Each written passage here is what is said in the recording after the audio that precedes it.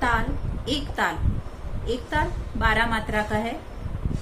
इसके 6 विभाग है।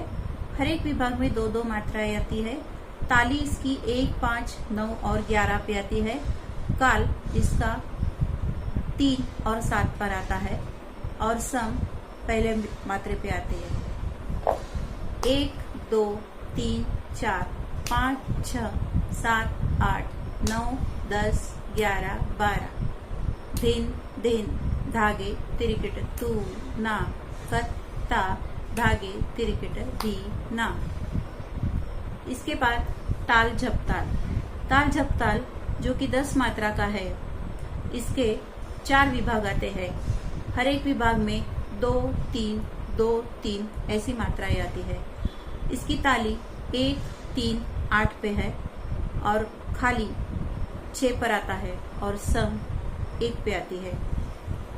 1, 2, 3, 4, 5, 6, 7, 8, 9, 10। धी ना धी धी ना ती ना धी धी ना।